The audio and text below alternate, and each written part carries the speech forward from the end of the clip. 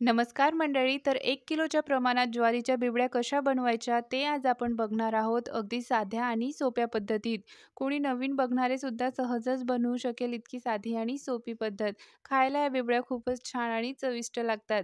चला तर मग रेसिपी सुरू करण्याआधी तुम्ही माझ्या चॅनलवर नवीन असाल तर चॅनलला नक्की सबस्क्राईब करा. अशाच नवनवीन रेसिपी मी या चॅनलवर अपलोड करत असते.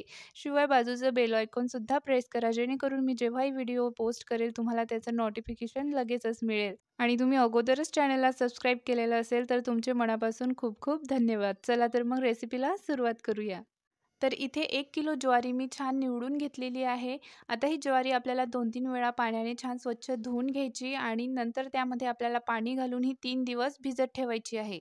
सोबतच आपल्याला त्यामधलं रोज पाणी बदलून घ्यायचं आहे आणि त्यामध्ये नवीन पाणी घालायचं आहे. आता तिसऱ्या दिवशी इथे संध्याकाळी तुम्ही बघू शकाल आपली ज्वारी छान अशी भिजलेली आहे.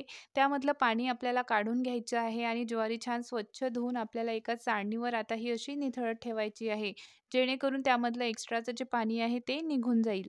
ज्वारीमधलं सगळं पाणी निघून गेल्यानंतर ही ज्वारी आता आपल्याला एका कपड्यावरती टाकून छान ही सोकून घ्यायची आहे. फॅन खाली सोकून घ्यायची आहे, उन्हामध्ये वाळत घालायची नाही.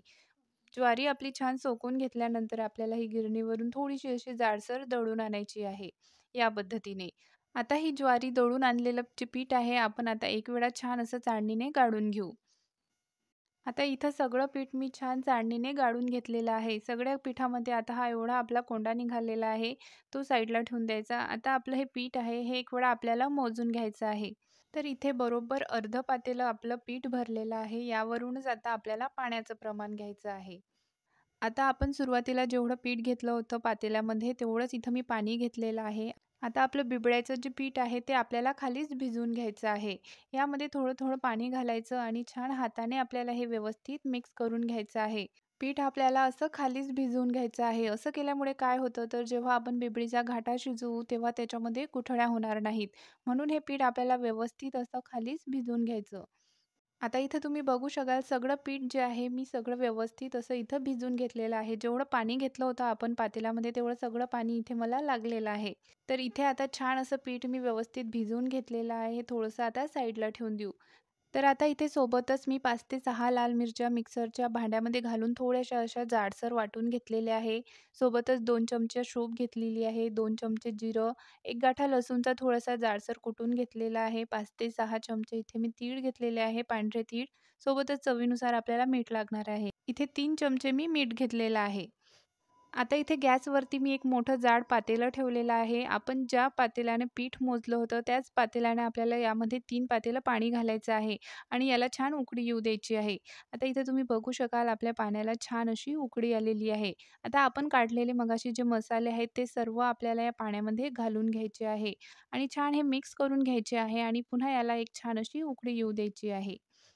आता पाण्याला छान उकळी आली, की आपण जे भिजवलेलं पीठ आहे, एका हाताने छान चाटू असा फिरवायचा आणि एका हाताने थोडं-थोडं यामध्ये पीठ सोडायचं आणि छान हे मिक्स करून घ्यायचं. आता पीठ खाली भिजवलं असल्यामुळे यामध्ये गुठळ्या होण्याची शक्यता नाही आहे. म्हणून छान असं पीठ हे व्यवस्थित मिक्स करून घ्यायचं. तर इथे बघू शकाल छान असं सगळं पीठ यामध्ये मी सोडलेलं आहे. तर या पिठाला आमच्याकडे बिबड्याचा घाटा असं म्हणतात. तर या घाट्याला सुरुवातीला 2-3 मिनिट छान सतत असं चाटूने हलवत राहायचं, जेणेकरून तो खाली लागत नाही. आता झाकण ठेवून 5 मिनिट सुरुवातीला आपल्याला छान हा शिजू द्यायचा आहे. आता 5 मिनिटानंतर तुम्ही इथं पुन्हा बघू शकाल आपला जो बिबड्याचा घाटा आहे छान याला असे गचके फुटलेले आहे. पण तरीसुद्धा हा घाटा आपला अजून शिजलेला नाही. याला एक वेळा चमच्याने पुन्हा व्यवस्थित असं मिक्स करून घ्यायचं आणि पुन्हा झाकण ठेवून आपल्याला घाटा व्यवस्थित शिजवून घ्यायचा आहे. आता इथं पूर्ण 30 मिनिटं झालेली आहे. तुम्ही बघू शकाल आपला जो घाटा आहे याला छान असे गचके फुटलेले आहे. अशी वेगळीच छान याला अशी चमक आलेली आहे. म्हणजे आपला घाटा हा छान असा शिजलेला आहे. आता आपल्याला याच्या बिबड्या घालायला घ्यायच्या आहे. तर एका छोट्या पातेल्यामध्ये थोडंसं मिश्रण काढून घ्यायचं आणि बाकीच्या मिश्रणावरती छान झाकण ठेवून द्यायचं. तर आता छान एक असा ओलसर कपडा अंथरून घ्यायचा आणि त्यावरती आपल्याला आता हव्या त्या आकाराच्या छान अशा बिबड्या घालून घ्यायच्या आहेत. तर बिबड्या घालण्याच्या सुद्धा 2 पद्धती आहे. एकामध्ये बिबड्या छान अशा कपड्यावरती थापून घातल्या जातात आणि ही एक दुसरी पद्धत. तर ही पद्धत खूप साधी आणि सोपी आहे, ज्यामध्ये आपला वेळही वाचतो आणि जास्त मेहनतही लागत नाही.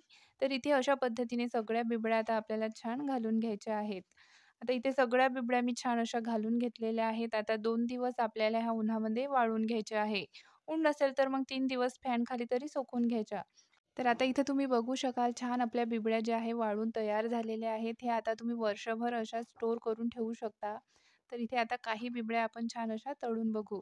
सुरुवातीला कढईमध्ये तेल छान असं कडकडीत गरम करून घ्यायचं आणि त्यानंतर बिबडी त्यामध्ये सोडायची आणि मस्त अशी तळून घ्यायची. तर इथे बघू शकाल मस्त अशी आपली बिबडी तळून तयार झालेली आहे. तर खूपच छान. तर अशा पद्धतीने तुम्ही नक्कीच बिबड्या बनवून बघाल तर तुमच्या बिबड्यासुद्धा अशाच छान होतील. तर कशी वाटली तुम्हाला आजची माझी ही बिबड्यांची रेसिपी? आवडली असेल तर नक्कीच व्हिडिओला लाईक आणि जास्तीत जास्त शेअर करा आणि सोबतच अशाच नवनवीन रेसिपी पाहण्यासाठी चॅनलला सबस्क्राईब करा. भेटूया पुढच्या व्हिडिओमध्ये अशाच एका छानशा रेसिपीसोबत. तोपर्यंत धन्यवाद.